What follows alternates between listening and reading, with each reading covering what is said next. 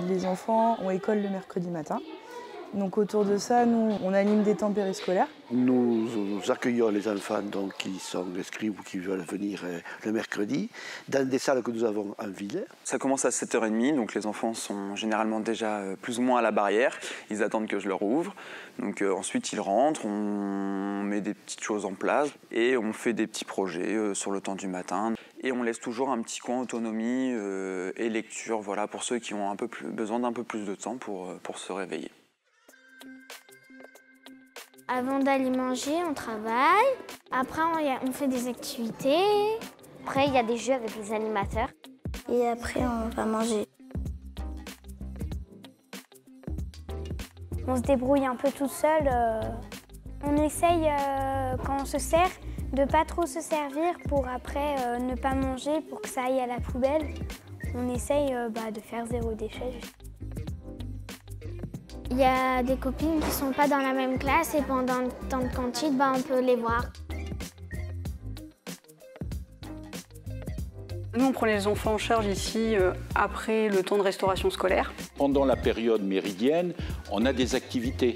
Le rôle de ces activités, ou plutôt des animateurs pendant ces activités, c'est de proposer différentes thématiques aux enfants. Ça peut être très varié, ça peut être sportif, ça peut être culturel, ça peut être ludique.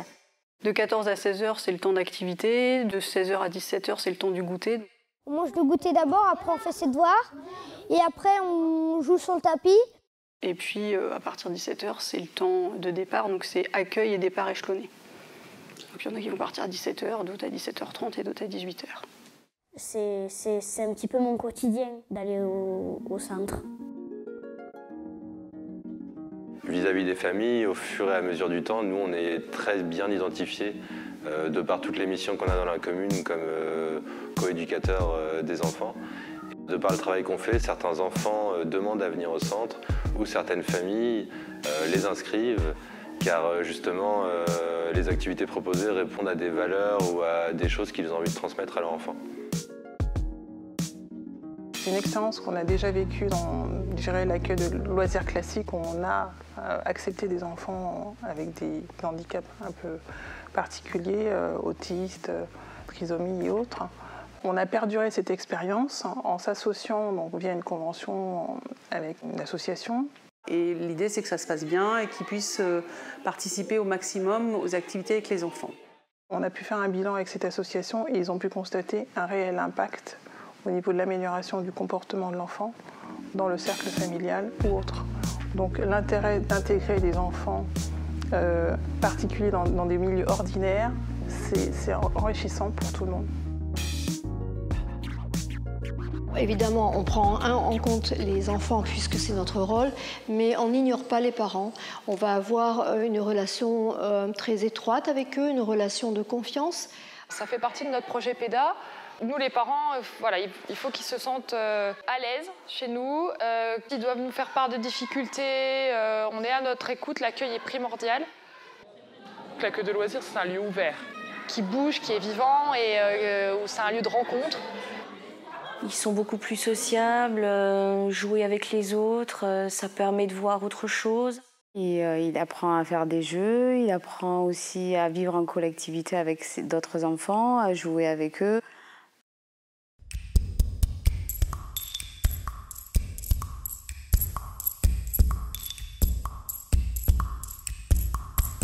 Pour moi, c'est essentiel que les acteurs qui sont au cœur de ce temps périscolaire mesurent l'importance de leur rôle sur ces temps périscolaires, dans une démarche de complémentarité avec le temps scolaire.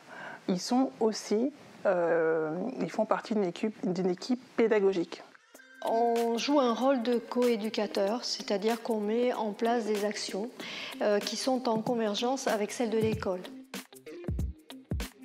La mission qui a été confiée au Francas, c'est de mettre en place et de coordonner les accueils péri- et extrascolaires sur la commune, mais aussi de pouvoir permettre de mettre en place une cohérence éducative sur le territoire. C'est partager des valeurs, mettre en place des actions avec des objectifs communs. Donc ça peut être l'ouverture culturelle, ça peut être la citoyenneté, ça peut être le vivre ensemble. L'idée en fait étant que les enfants, les jeunes, les gens du territoire aient des repères. Voilà, c'est comment est-ce qu'on travaille ensemble, qu'on se fixe des objectifs communs autour de valeurs pour qu'en fait la population locale s'y retrouve. On n'interagit pas en amont sur le choix des activités. Par contre, les commissions de bilan nous permettent d'échanger sur ce que nous, on a comme retour dans la classe auprès des enfants, sur ce qui fonctionne, sur ce qui ne fonctionne pas. Je participe à tous les conseils d'école, ceux de l'école élémentaire, ceux de l'école maternelle. Et les 2 directeurs de l'école font partie du conseil d'administration du CLAE. On a quand même beaucoup d'échanges en périscolaire, en plus essentiellement où on voit souvent le matin et le soir, des fois même le lien entre l'école et les parents, parce que certains parents ne vont jamais à l'école, parce que les enfants fréquentent le périscolaire le matin et le périscolaire le soir. Au niveau du vivre ensemble, au niveau les codes sociaux, les comportements à avoir, ça c'est un problème que l'on a dans ce secteur-là. Donc c'était effectivement un souhait des équipes enseignantes qu'en plus d'être travaillé à l'école, bien sûr, nous on a un conseil d'enfants par exemple, que ce soit repris sur les TAP notamment, sur le centre du mercredi, etc. Voilà, il y a des choses, des sensibilisations ou des actions de prévention qui continuent sur l'accueil de loisirs.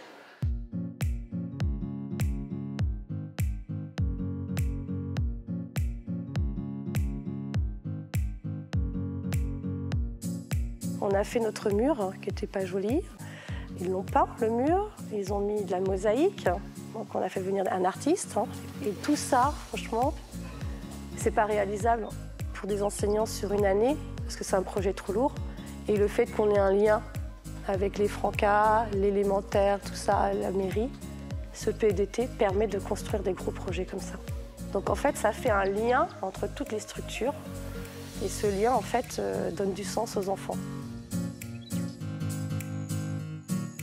Donc en montant des projets communs, en proposant des actions, tant sur le temps scolaire que péri ou extrascolaire, et à plus grande échelle aux associations locales. Voilà, pour qu'il y ait une cohérence éducative et une dynamique sur le territoire pour l'enfance et la jeunesse.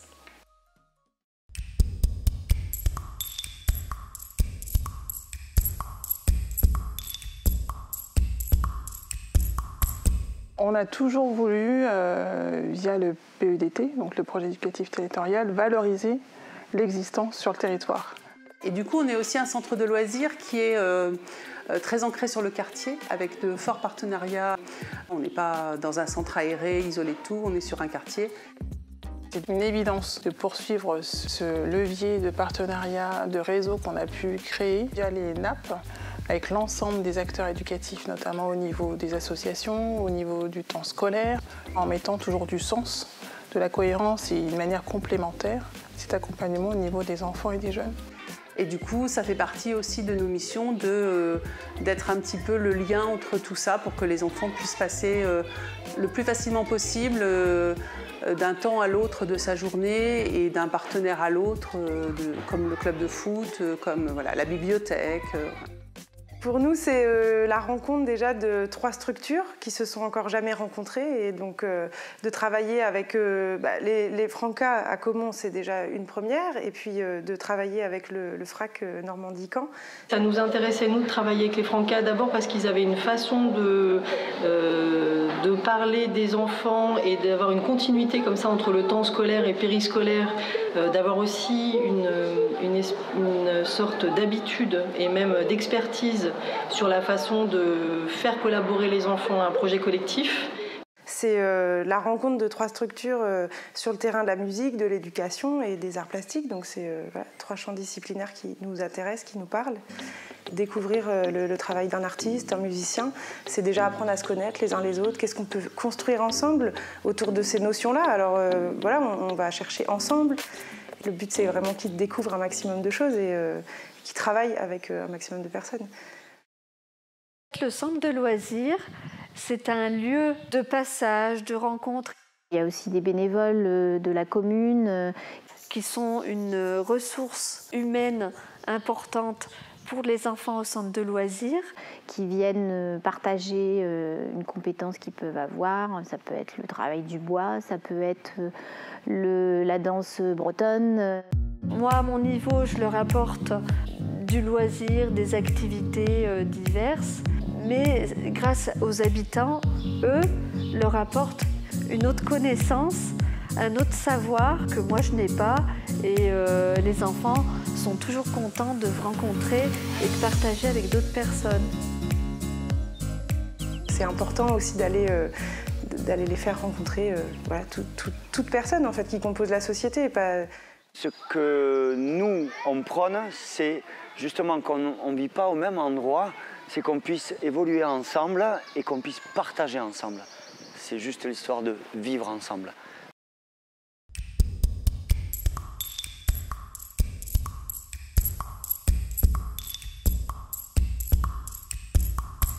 Pour moi, le périscolaire, ce qu'il apporte, c'est la découverte d'activités et de techniques et de savoir-faire, donc différentes de celles de l'école. On a décidé avec ma collègue de proposer un atelier Club Nature. On a planté un arbre dans la forêt. J'ai mis un caillou pour qu'il se redresse un peu. J'ai mis de la mousse pour que ça garde l'humidité et que le sapin pousse mieux. Si je veux que des petits fassent, si je veux qu'ils fassent un jardin, il faut que je leur donne des mots. Il faut que je leur fasse toucher les choses, en vérité, pas avec des jouets. Il faut d'abord que les enfants touchent la terre. Il faut des praticiens. C'est toujours intéressant pour eux de découvrir d'où proviennent les légumes, et on travaille également beaucoup, nous, sur tout ce qui sera technique naturelle de jardinage, donc qui permettent de préserver les animaux qui sont dans la terre. Donc c'est également pour eux une occasion de découvrir tout le milieu qui va être attenant au jardin, en fait, principalement.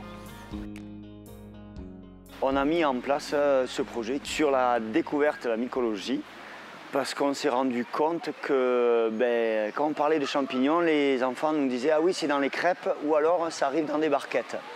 Donc on a voulu les sensibiliser, donc on a commencé déjà en faisant un chantier jeune avec les ados du village qui m'ont aidé à faire le tracé. Et l'idée, c'était de partager les connaissances des grands avec les plus petits et de leur faire comprendre que tous les champignons, on pouvait les observer, qu'ils étaient tous différents, mais qu'il y avait des précautions à prendre, à ne pas toucher, qu'on pouvait regarder.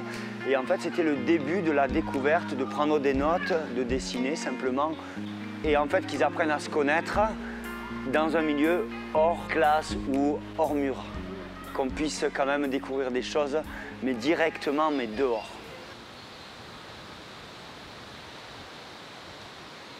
Ce projet-là, ça leur permet de s'ouvrir l'esprit. Ils partent avec beaucoup d'a priori sur les cultures étrangères. Et donc, du coup, ça les amène vraiment à s'ouvrir un petit peu et justement à pouvoir découvrir. Et en même temps, au-delà de découvrir les autres, c'est aussi se découvrir eux-mêmes.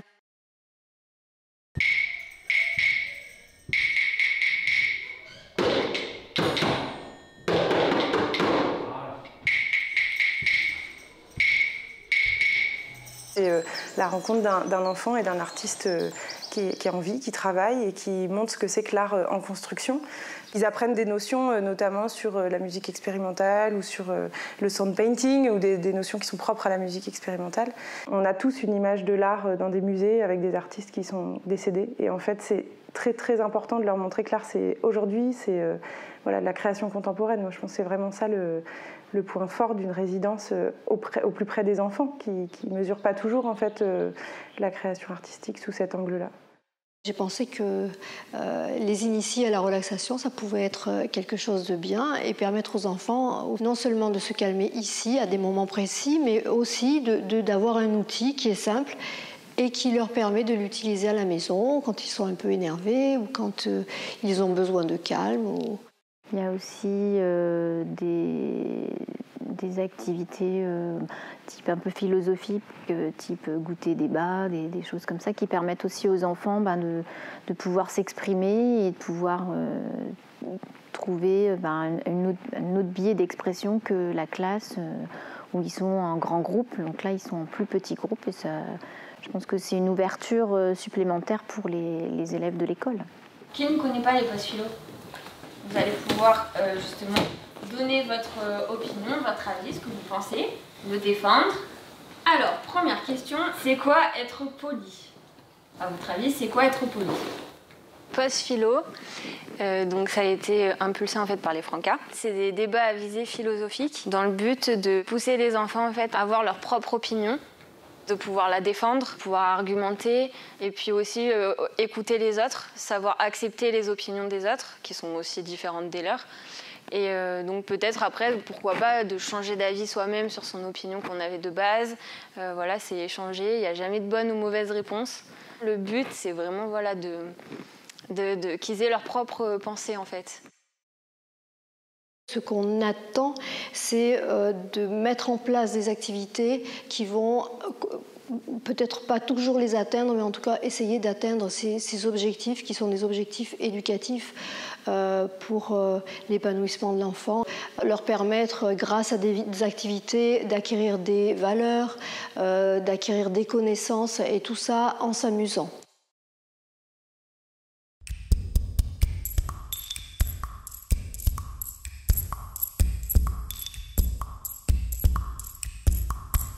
Pour nous, l'idée en fait, du périscolaire, c'est vraiment de permettre aux enfants de vivre à leur rythme, en accordant une grosse importance et à la vie quotidienne, et à la parole des enfants, et à la vie à son rythme, où chacun a sa place et peut apporter ses idées et faire ce qu'il a envie en fait. On essaye de répondre aux besoins des enfants, où on leur demande ce qu'ils aimeraient faire au centre de loisirs. On peut faire tout ce qu'on veut, on peut prendre la console, on peut avoir plus de temps libre. Je fais des activités avec mes amis et du coup, c'est bien. On peut rire ensemble, on peut se faire des blagues, on peut jouer... On peut faire les petits fous, quoi. Ce qu'on demande, nous, aux équipes, c'est d'être dans une adaptation constante. En fait, l'animateur n'est pas là pour encadrer forcément un temps d'activité, mais il est là pour accompagner l'enfant à faire seul ce qu'il a envie. Laisser une place importante à l'enfant dans le choix et la construction justement d'activités et de projets, et aussi effectuer tout un travail d'animation sur l'autonomie de l'enfant. On se laisse une marge de possibilités avec les enfants pour qu'eux proposent leurs projets. Ici est mis en avant aussi les projets d'enfants. Donc aujourd'hui, la journée Une idée, elle est arrivée suite à différentes idées de projets d'enfants qui souhaitaient parler du handicap. Ils s'interrogent, ils veulent en faire plus, ça leur tient à cœur.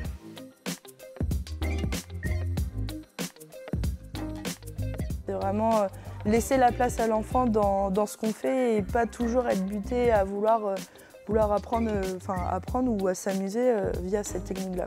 On est dans l'éducation, mais on est vraiment dans l'éducation populaire.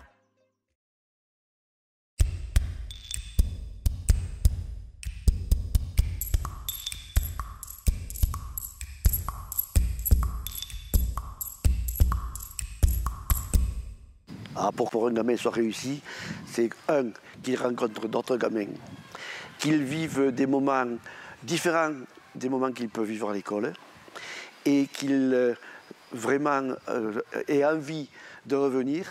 Mais pour avoir envie de revenir, il faut qu'il se soit vraiment amusé, régalé et qu'il ait pu faire ce que, il avait envie de faire, mais également qu'il ait pu faire ce qu'on lui a proposé et qui lui a plu.